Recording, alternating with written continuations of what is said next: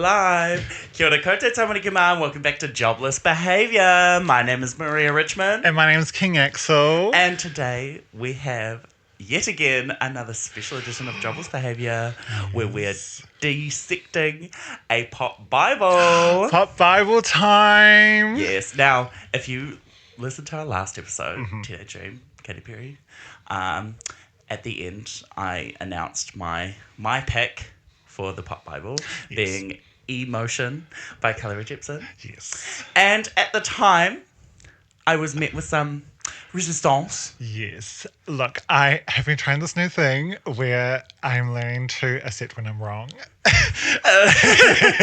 And I was wrong about Emotion. At first, I really didn't think it was a pop Bible. I think it's because my definition at the time of a pop Bible was like commercial success. Okay, and so to me, Emotion... But hold on. I really like you. Right away, it's got the bangers. But I don't think they did commercially well. Like they were like moderate. I think it had like cultural influence and like lots of people knew the song and it had like relative commercial success. But that's just like singles. I think it was also singles. in the age of like Spotify really ramping up. So anything in like the 2016, 2015, 2014 era, like the numbers were mixed. Yeah. And they didn't look as impressive because people started streaming. Yes. We've got to look back at a critical lens. Honey. Yeah. But I think like just how phenomenal this album is. Just track by track. It's pretty much flawless.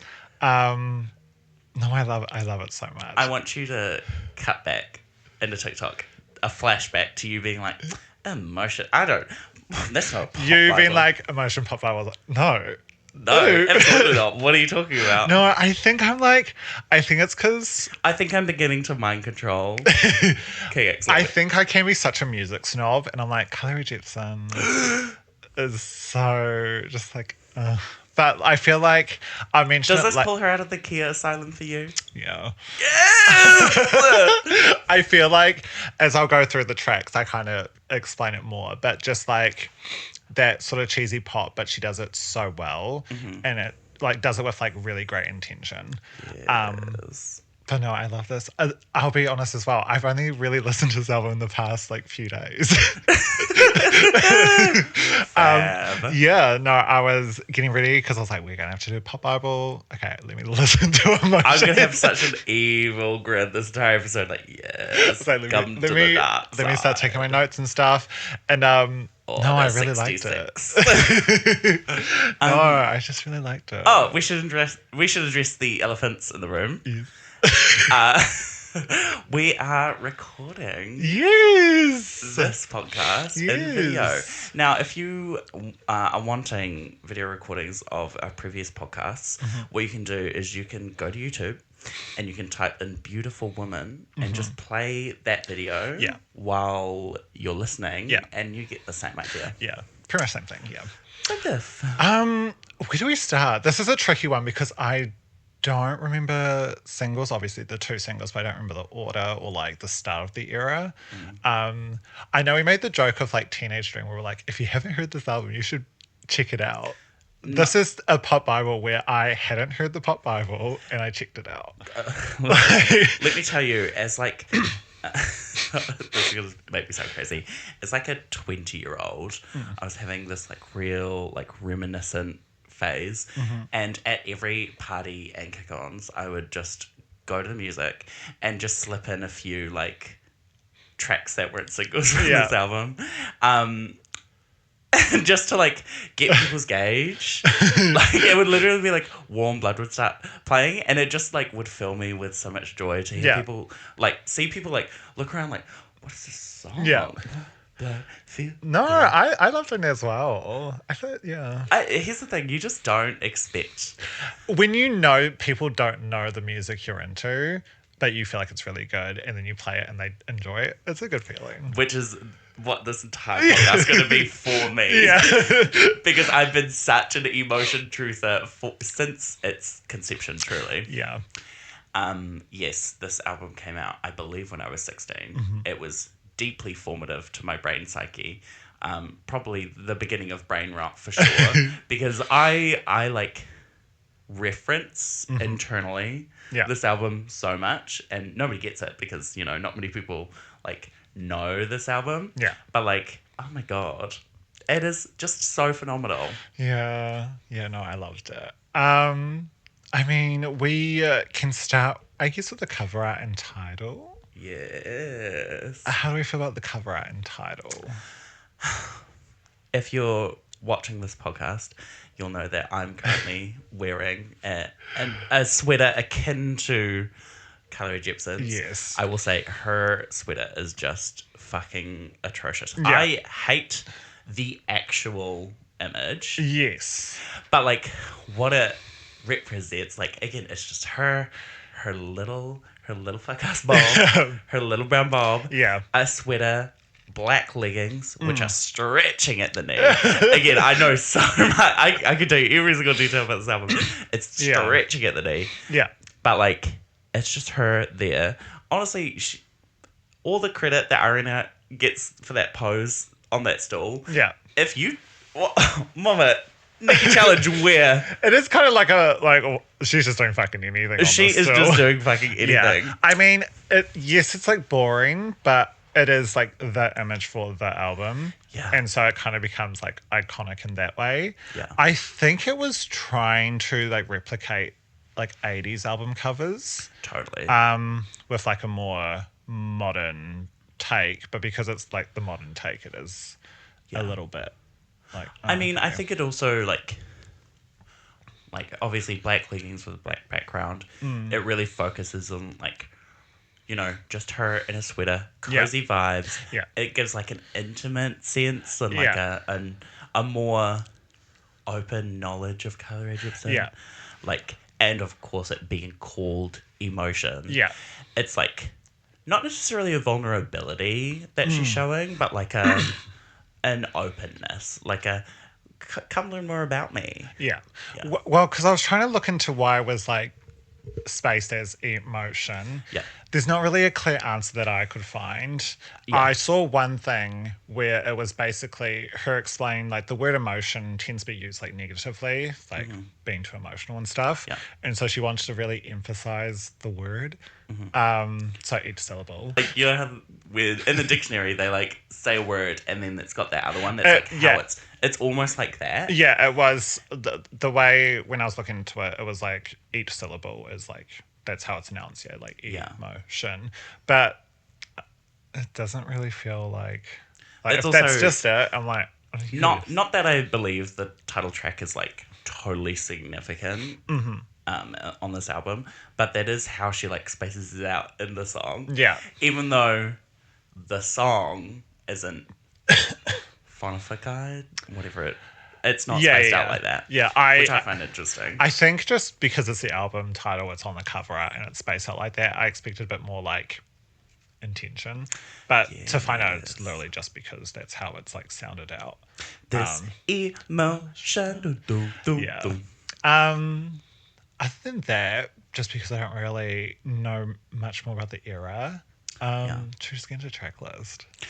Yes. I mean, I really, this was such a formative time of Carly Rae Jepsen. Yeah. Because her start, obviously, Call Me Maybe, smash hit, amazing, breakthrough. Yeah. And then I would argue to say nothing else from that first album kind of stuck. No. And I think it's, honestly, this is like a continuing theme with her entire work, honestly, is the feeling that like nothing she ever creates will ever not be eclipsed by Call Me Maybe. Call Me Maybe. Yeah. So I get like coming back with a second album, her being like, learn more about me. This is how like I interpret things and how I feel. This is her first album having moved to LA. I feel like she like kind of owned that though, because like Call Me Maybe did super well, but the album itself didn't. Yeah. And I think she was like, okay. Yeah, I think there's no like There's no she sort of doesn't like have chasing. she doesn't have this feeling of like, oh, I've got to get away from being the Call Me Maybe girl. I hate being the Call Me Maybe girl. Yeah. No, it's literally just like, I'm gonna keep making music because Yeah. that's what I want to do. Yeah. And if Call Me Maybe funds my entire career, then so be it. Yeah, literally. Yeah. Yeah. No, I guess.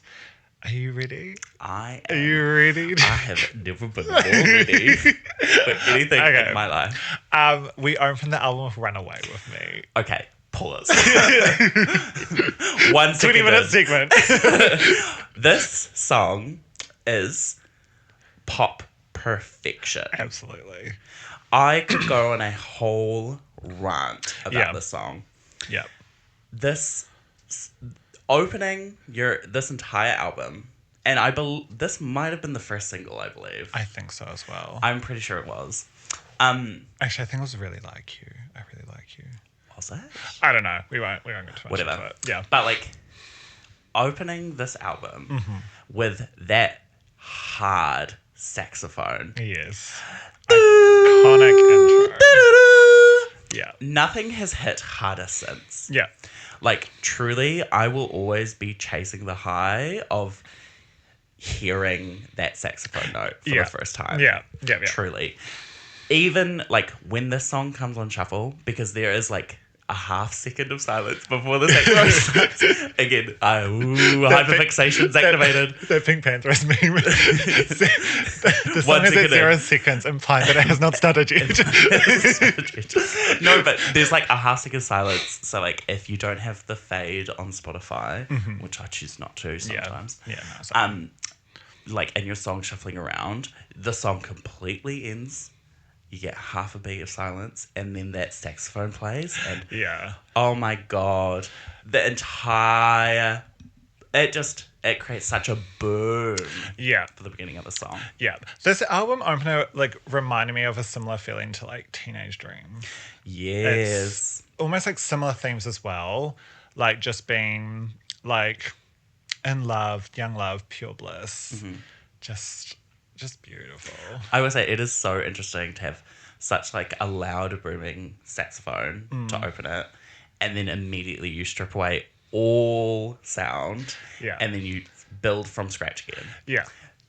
So she opens the first verse again, for real, 20-minute segment, and there's like no production on it. There's very little Vocaloid, like stuck in your head, stuck in your heart, whisper pop, And then again, the last two words, buddy, backed by like a backing vocal.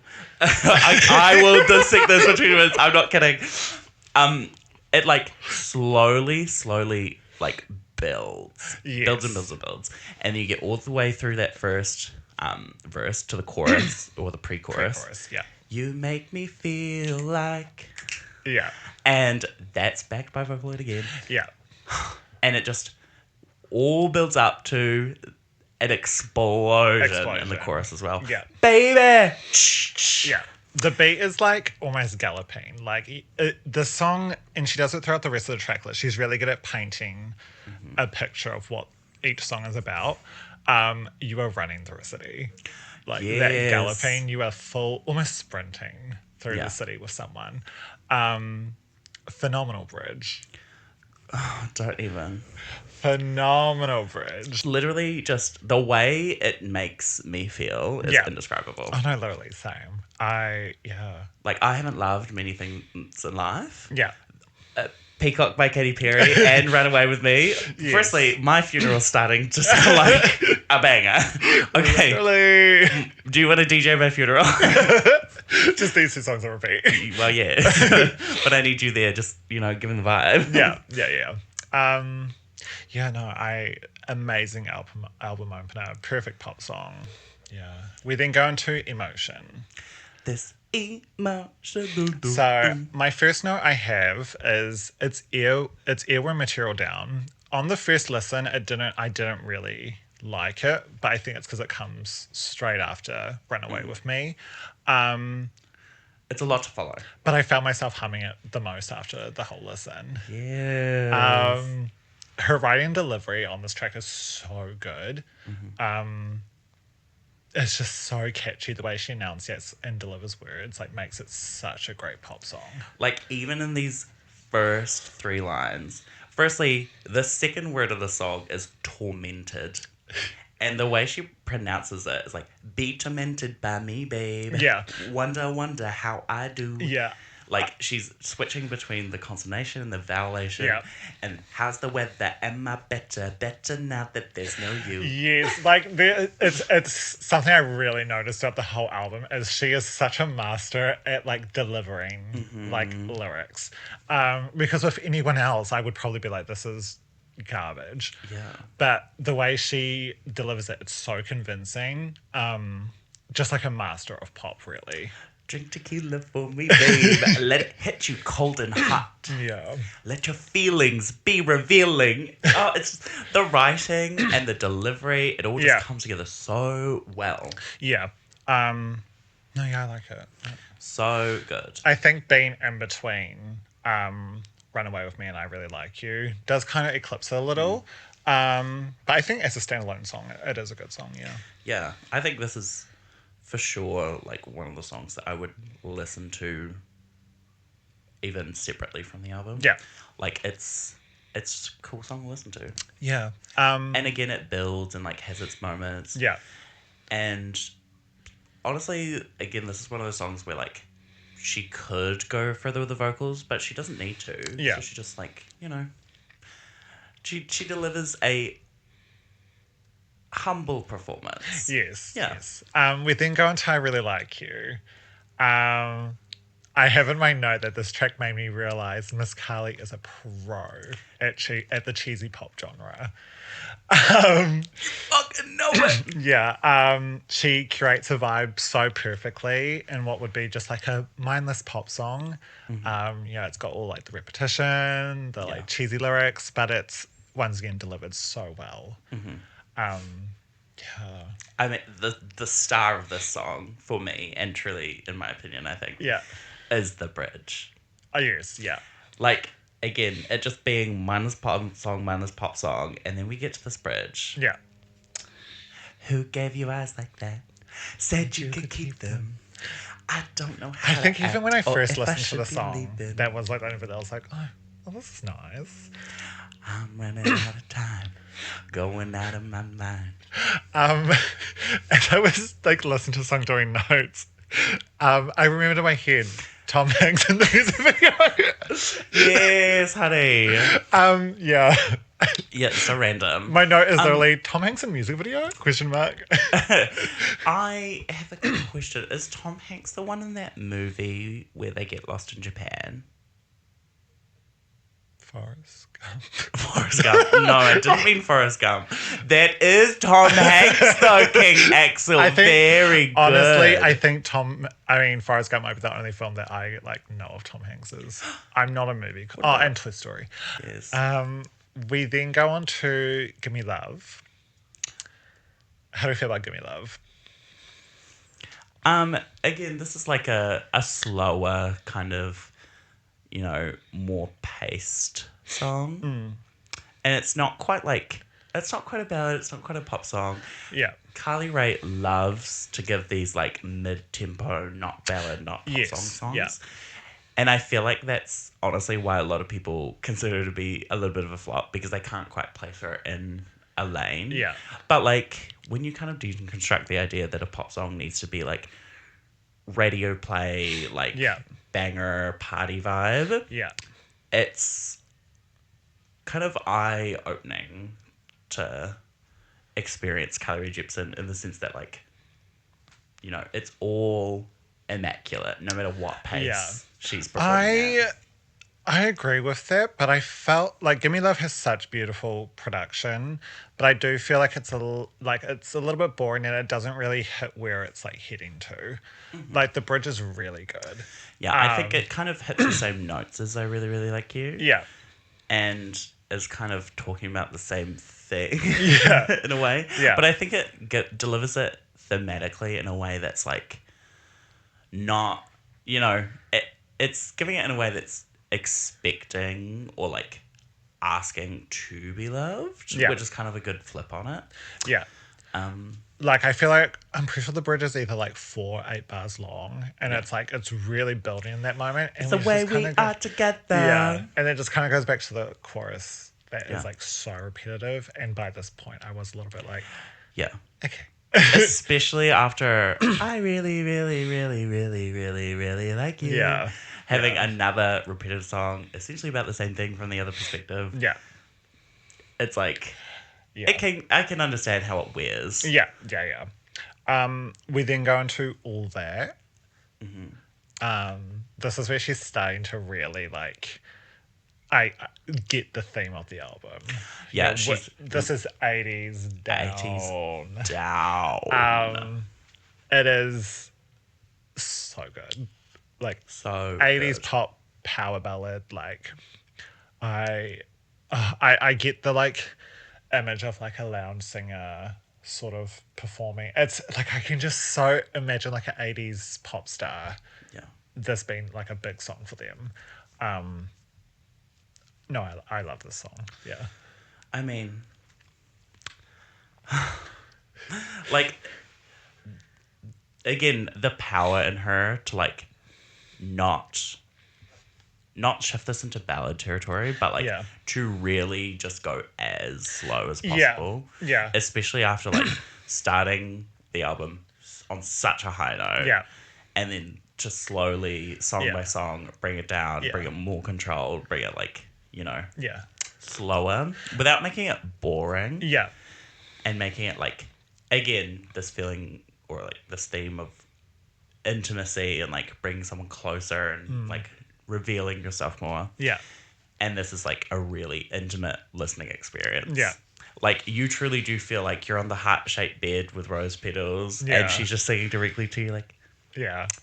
No, well, this is a song like I said before with like how I don't think she cares that Call Me Maybe will be like her like main one because Yeah. this is almost like an artistic risk. Like it's it's not very commercial. It's Yeah. not, this like boring pop that you might expect from her to do after Call Me Maybe. It's so like unique and fresh and no, I like admire unique her for and doing fresh and also old and from the 80s. No, but it's like it's holds that 80s vibe, but with such a Yeah. contemporary twist. Contemporary twist, and also I think it speaks to her love of music. Yeah. And just like knowing the formulas, knowing the recipes Yeah. of the 80s and being like, Yeah. let's reheat these nachos, some would Yes. say. Because like she has so many different like themes and stylistic choices that were like from the 80s. Yeah. And obviously after this era we kind of saw like the resurgence of people trying to do like synth pop from the 80s and stuff. But it was never as like authentic and like to the point as what Emotion as a whole is. Yeah. But I love this song. Again, just like the intimate vibes.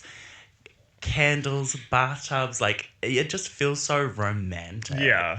No, very. Yes. We then go into Boy Problems, which this song reminded me, it's like a similar vibe to like Cyndi Lauper's Girls Just Want to Have Fun. I'm imagining like these two girls, they're best friends, they're in their like almost like teen bedroom posters everywhere, and they're just kind of like gossiping about boys and just shit talking. Yeah. It's so fun. Yeah. Just This is one of those songs where I was like, I couldn't believe that this wasn't picked up like I Really Like You and yeah. Run Away With Me, to be honest, because I believe this was also a single. Oh, And I don't have a believe it has a clue. music video, if I remember correctly. Oh my god, no! Because in my head, the first two songs those are the only singles I can think of. I'm pretty sure this is the third single. Yeah. And for whatever reason, it just like didn't land. I feel like it just might have been too before its time. Honestly. Like I think because this was 2015. Yeah, that was anti-pop like peak, I reckon. Yes. I think also like hip hop and stuff. Like this Yeah. is just too pop to be commercially accepted. But I really like this one. It's another like anthem.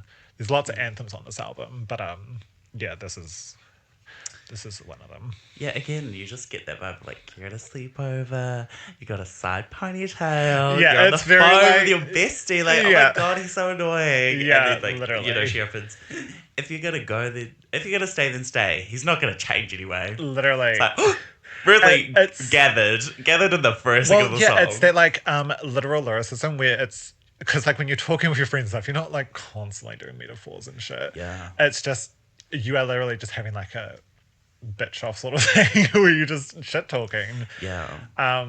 Yeah, no, it's so fun. Yeah, and it's I would liken it to Say My Name by Destiny's Child. And that it's like it's about that such like a tiny specific moment. Yeah. And that like, you call your boyfriend and he's like acting really weird and you won't say your name and you think you get the picture of what's happening, you go, say my name. If you love me, say my name. Yeah. Say it. Because you know someone's there. Yeah. And this is the same one where it's like, again, you're at your sleepover, you got pajamas on. Yeah, I don't know if he likes me, blah, blah, blah, blah, blah. He's like, this, that. And then you're on the phone, and then your girlfriend snaps. And she's like, girl, who cares? Yeah. Stay with him or go. Yeah. It's that simple. Yeah. No, yeah, I agree. Like, once again, paint a picture, like such a visual picture of what the song's about. Yeah. But then you're mind for music video. I don't know. Honestly, it's a bit of a care music video, to be fair. Its views aren't very high. I don't think many people would have seen it.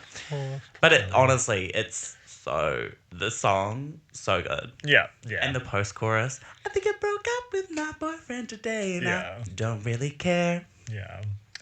We then go on to Making the Most of the Night. I wanted to avoid this comparison throughout this album. But I feel like the song is so prominent. It's so 1989 core. Yeah. Like, it's a similar songwriting style to Taylor, but a bit more sexual. Like the line, baby, I'm speeding in red lights, I'll run. Like, it's so metaphor mixed with driving, like running away sort of thing. Explosive chorus that I could easily see on 1989. But I do really like the song. Yeah, and the switch up between the verses and the chorus. Yeah. Like, she, like, stops all momentum to start this chorus, does, like, 2 lines with it. Doom, doom. Yeah. Doom, doom, doom, doom. Yeah. And then completely just throws it at you again. I think the reason this is so 1989 core, it's... Without checking the producers, you'd think it's a Max Martin production. It just has all the keys to a really good pop song. Yeah. We then go into Your Type. Is this the first sad song? I mean, there's this kind of undercurrent of like... Well, like lyrically sad? Like, lyrically sad, yeah. I don't know if it's her accent or just the way she's delivering it. It's so prominent in the chorus. On paper, it really does come off like this is, especially this point, is the point where Carly Rae Jepsen comes off as a pick-me girl. In my note, I have in capitals, I love a jealous, petty anthem. I bet she acts so perfectly. You probably eat up every word she says. That is just like, No, it's lyrically in this song, it really is like a turning point to where she's whatever, I guess. I think because I have written music like this, and I know the sensation you get when it's like journal writing, where you kind of not caring whether you're saying is right or wrong, but you're just writing down exactly how you feel. It's so like relieving. And that's why I love especially with the run of like, I really like you, give me love, all that boy problems, making the most of the night. It really does sound like she's begging and pleading for a man who's literally just not that interested. But also I think she's just hyper examining these emotions, because like emotion. But yeah, I think that's the intention. Yeah. This album is called Emotion. We are going over every emotion. And I think you can't explore an album like that without having a jealousy anthem.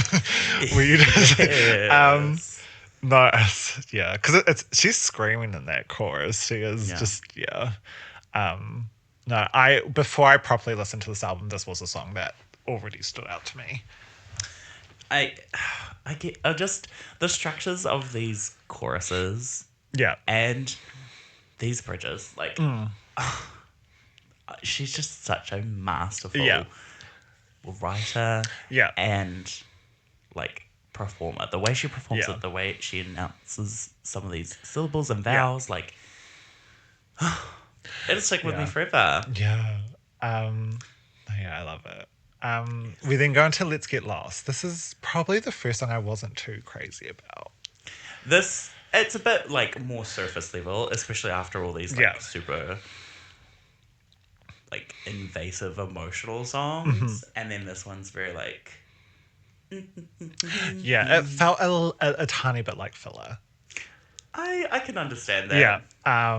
It's not bad though. No, it's not a bad song. Yeah, I love a saxophone. And again, it's like it's kind of we talked about it a bit in Teenage Dream, but Yeah. there are just some songs that fall the wayside only because there are so many Yeah. hits and like bang, hit on the nail. Yeah, yeah.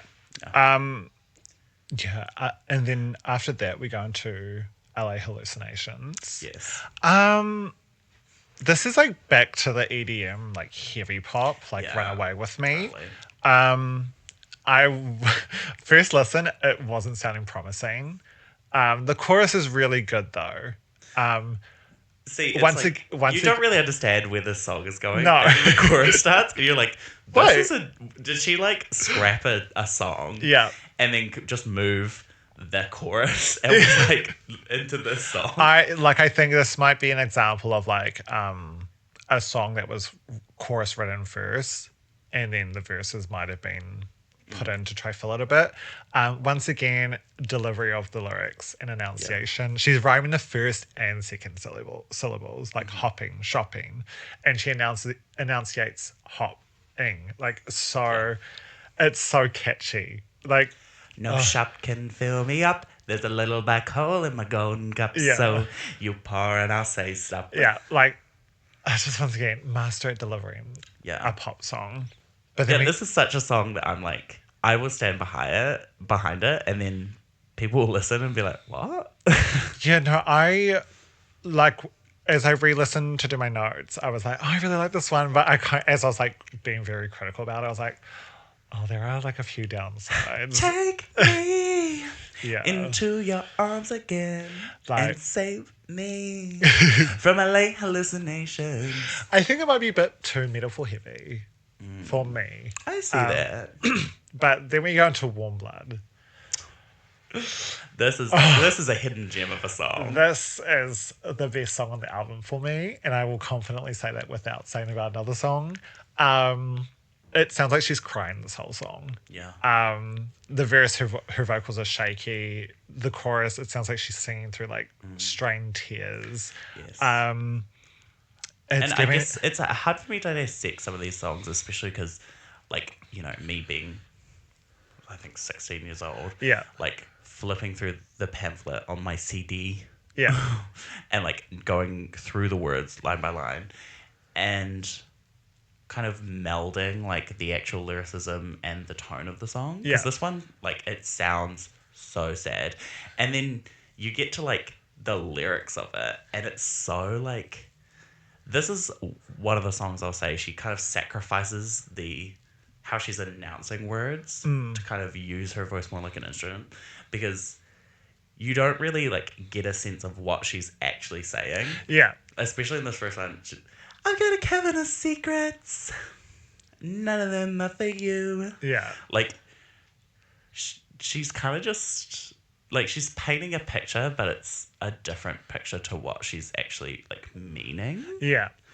She's a very visual songwriter, which I think, again, that should be another one of our criteria. It makes for a good pop song. Yeah. Yeah. It's got a bit of 80s house. Yeah. It's just... but I also, like, the chorus didn't need explosive vocals because the production of the song is phenomenal. And she knew that.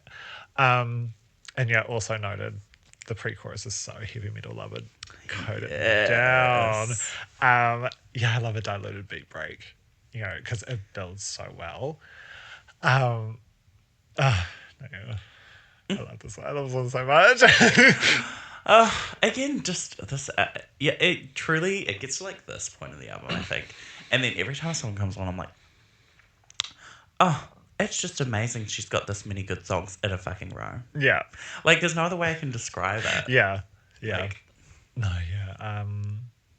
And then we go into When I Needed You. Mm-hmm. So, preface my whole listening experience, I listened to just full deluxe and bonus back to back. I didn't realize When I Needed You is the album closer for the standard. Yeah. It's cute and it kind of makes sense as the closer. Like in my mind, it does make sense. I'm not a fan of the talking vocals. You come to me. No. In dreams at night. Well, I remember first listen, I really didn't like the song, but then, doing over and over again with the album, it does make sense as a closer. But she paints the vibe really well. It all makes sense. Yeah. So we could be together. Yeah. Forever. I feel like that sort of delivery of the vocals is painting that When sort I of. needed you. Yeah. I just. So 80s. So Yes. synthy. Yeah. So that is the standard. It is the end of the standard edition, Yes, which I forget all the time because I had the deluxe. So Yeah. I had these next few songs. Yeah.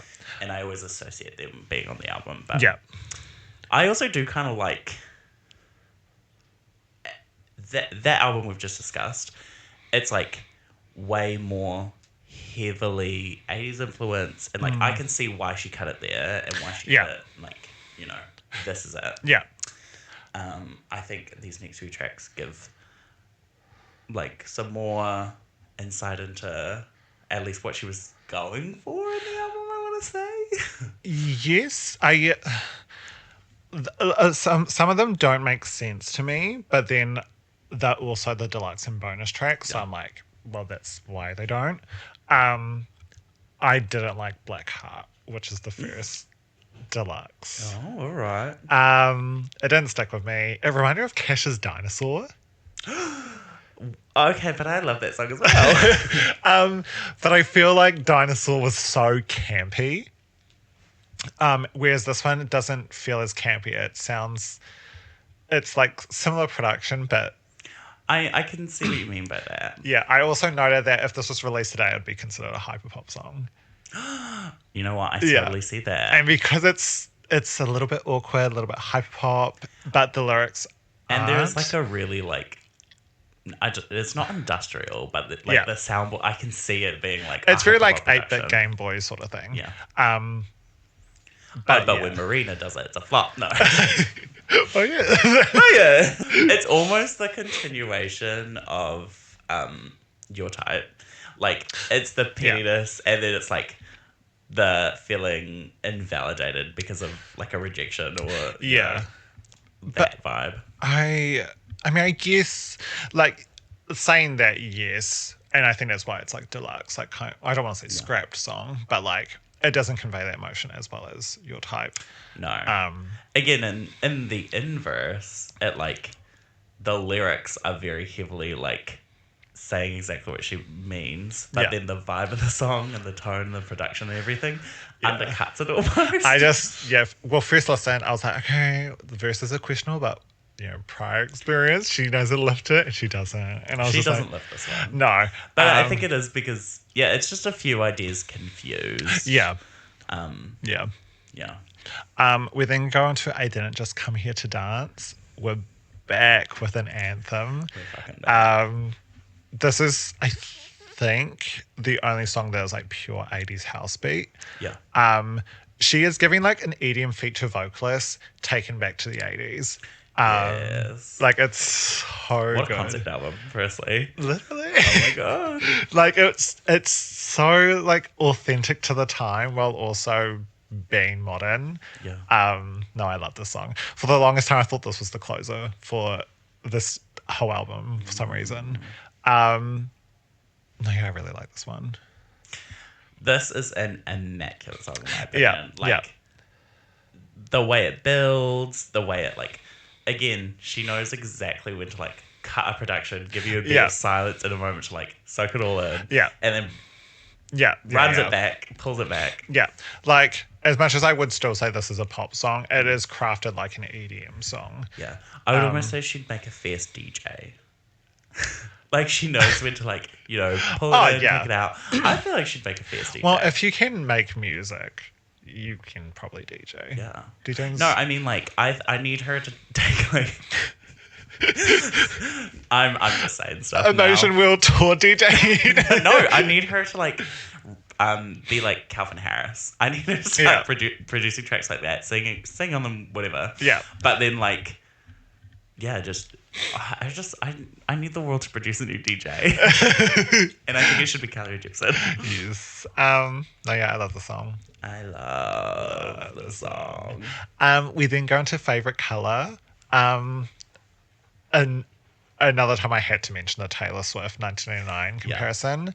I wonder if 1989 was on the mood board, but interestingly enough, the song reminded me more of like a Midnight's track.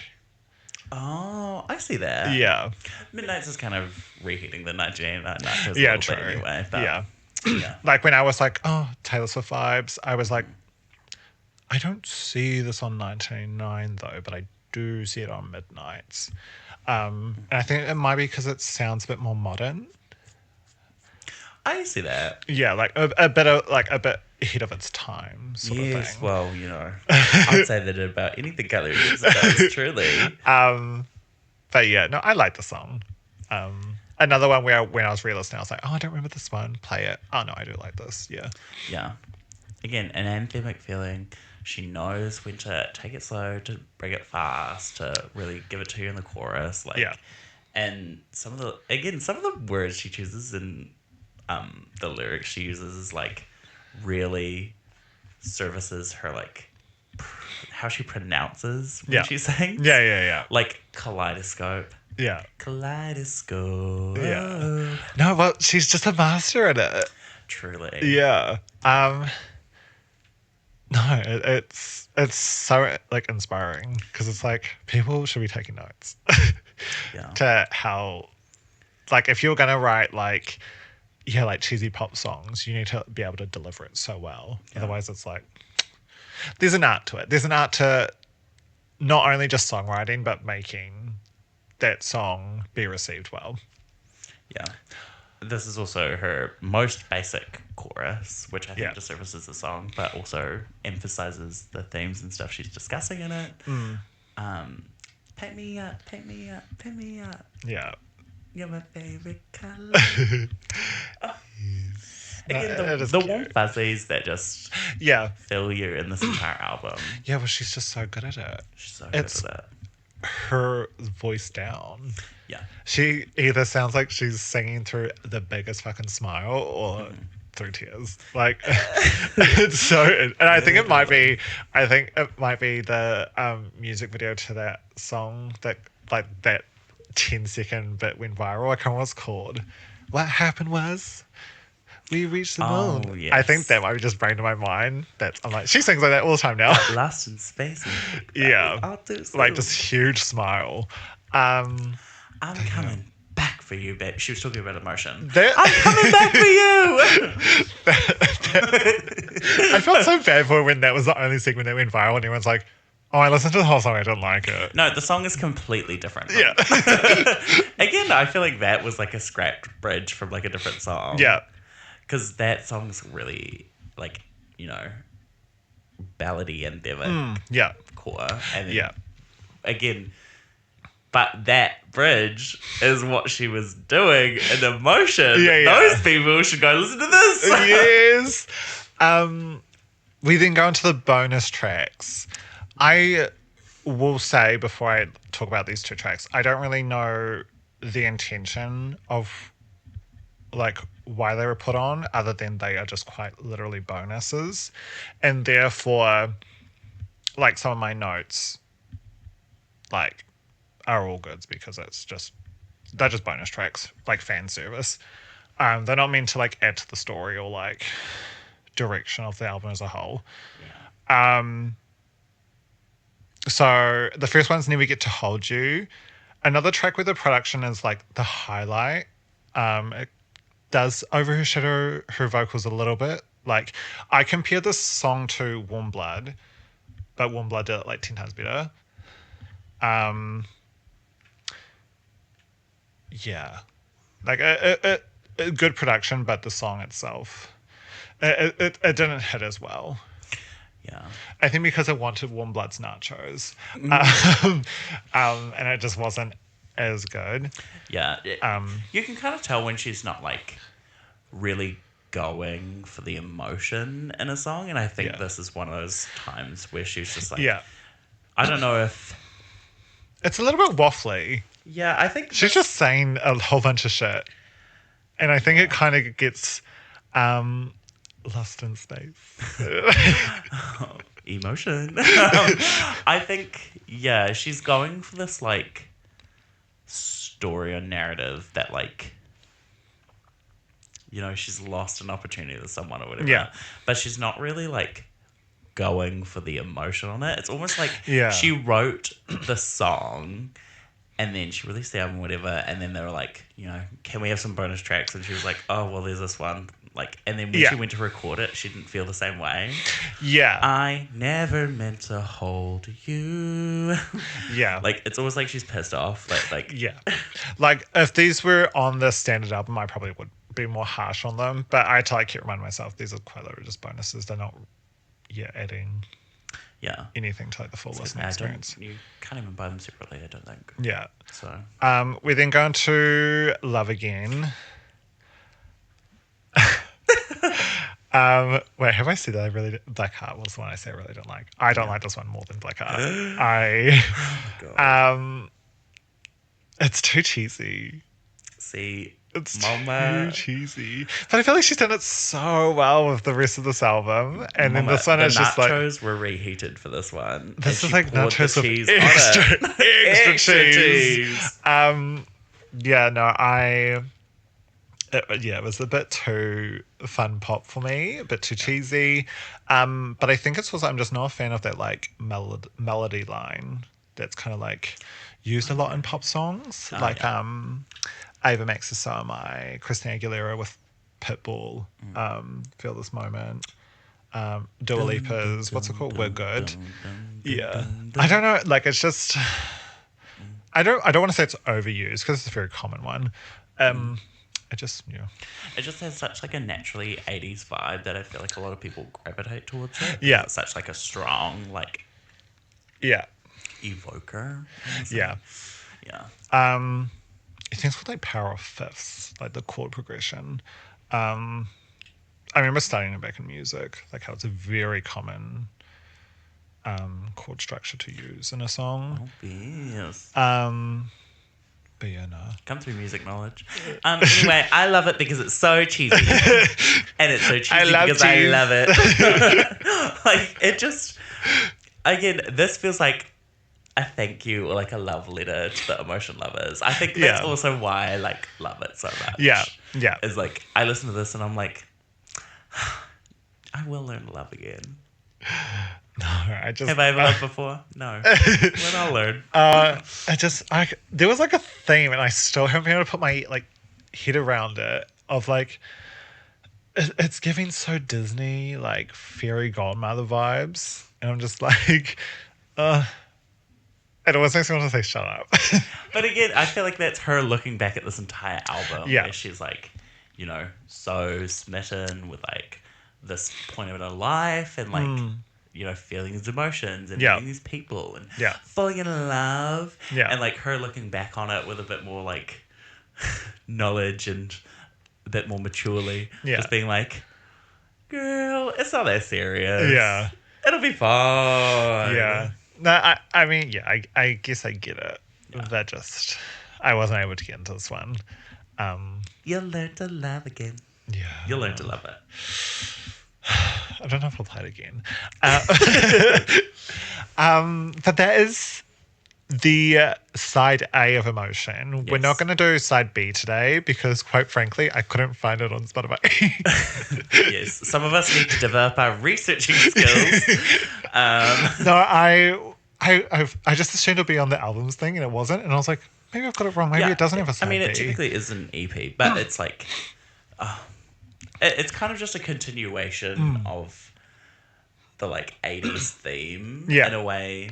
This is truly her trying to not reheat the nachos, but like, I've got a little more to say, but not that much. Yeah. But like, it's kind of the same thing Like, Yeah. I'll give you this as Was well. it recorded during the time or I believe after. If like I'm how correct. much after? Like a full year or something. Oh, okay, yeah. I was only like maybe like 10 years. But yeah. No, it's not Pink Friday 2. Oh, okay. No, it was like a year after, and she was like, have this as well. Yeah. Oh, okay. Oh, that makes sense. She was, honestly, if she had kept those bonus tracks and like the deluxe tracks, they could have been 2 full albums, I think. But Yeah. Yeah. yeah, I think you would like side B less, to be honest. Oh, actually, you might really like. You actually really might like a couple of those songs. Oh, okay. But I think you'll like the entire thing less. Yeah. Because it's a bit more like campy, ridiculous, like fun. Okay. I found she did that sometimes with like the songs throughout this though, but it was delivered so well. It's delivered really well again. Like, Yeah, I think you'll okay. appreciate them, but I Yeah. think you'll like it less. Oh, okay. Because like, again, as a standalone thing, because Yeah. it's again not a full album. Yeah. It like you can almost see where these tracks fit into the first album, but not in a way that's like, oh, that was meant to be on the first album. It's just like you haven't gone through the effort to like create the same narrative, story, and everything because of the information from the first one. Yeah. Because people get it. Yeah. Oh my god, we forgot to mention. Let's go all the way back to Run Away With Me. Yes. So, Paint the picture. I have a particular connection to Run Away With Me. Yes. So I, in Wellington, started the show called Album Conundrum. And I asked drag performers to dress up like the cover of an album and then perform a mix of multiple songs. Which is so fierce. Such a good idea for a show. Yeah. Really this is hard to fun. market because it's a bit long-winded as like a concept. But it was like so good to be in. For the first one, I did Emotion by Carly Rae Jepsen. Yes. I started up on the bar with the bar lights, set up like that. And that led me to being booked to do essentially a similar thing for GAY in Auckland. Yes. And there is a now infamous TikTok that I posted of me pushing a popular New Zealand radio host, whom I won't name, off of the stage because he was so ridiculously drunk he walked onto my stage as I was performing, and then the second that Run Away With Me starts, that saxophone hits and I shove this guy off the stage. Full shove. It's a hefty shove. Hefty shove. Girl, look at me. It's a hefty shove. But deserved. A deserved hefty big girl shove. Well, yes. No, like, there's so much more context to go into here. But he was really drunk. He was being annoying before that night. Yeah. And then he got up onto my stage. So I saw him there and I went, oh, boof. Yeah, well, I feel like that's just like common sense in any sort of performance. Yes. Don't get on the stage. Well, Especially if you're going to do that little shitty ass bony twerk. he has not been to JOY since. Good. I didn't even know who it was. When I first posted that TikTok, lots of people started being like, is that Bawa from radio station? And then I started tagging the radio station. And then he got moved to the nights. Yeah, he needs to preoccupy his nights now with not going to drag and get on stage. Yeah, so I have a really deep connection with Run Away With Me. Yes. It continues to be a theme throughout my life that the song comes back Yeah. around and delivers me something. Yes. Well, like we said, it's such a beautiful pop song. Yeah. Perfect. But yeah, that is the Emotion album, the Emotion era. Oh my god. How are we feeling? Did you enjoy that, Maria? I loved it. Yes. I feel like I, at times, got so overstimulated by everything I wanted to say at once. The Run Away With Me second by second breakdown was a little crazy. No, I was a little scared that was going to be every single song. I simply must show you that YouTube video at some point, but it is truly such a masterful pop song. I think I might have watched it ages ago because I feel like I know what video you're talking about. Yeah, probably. It's yeah. just amazing. Yeah. And again, if this wasn't reason enough, Go listen to this album in full. Absolutely. I mean, I was a Carly hater before. Listened to it, converted. I can't wait for you to turn you onto the rest. Okay, yeah, I won't say anything else because No, that's what happened last time. Yeah, because she, honestly, I think she might have, not that she's reheating these nachos, she got too comfortable in the style of making music, because then even with her next album, she did like a full album and then a side B that was like a full album, and then, but Carly Rae Jepsen will always hold a really special place in my heart. Yeah. Even before I used her music to become an infamous drag performer in New Zealand. Yeah. No, Emotion, definitely a pop Bible. It has my seal of approval. Yes, she is going. She's sitting right next to Katy Perry at the moment. Oh my God. And our pop pantheon at the moment is Katy Perry and Carly Rae Jepsen. Who do we need up there? I don't know. Who should our next pop Bible be? The fact that I had such a big swing with this one, and apparently not out the park. Yeah. Her. Yeah, that's right. Yes. But yeah, I guess that ends it for us. Oh my God. Thank you so much for listening to Jobless Thank you so much for Behaviour. listening. And thank you so much for watching if you have. Thank you so much for watching. If I look fat, don't tell me. Okay. Bye. Bye. Thank you so much for tuning in to Jobless Behaviour. Want to keep up to date with everything going on at the office? Follow us on Instagram and TikTok at Jobless Behaviour PC. And make sure to share this podcast with your friends and leave us a rating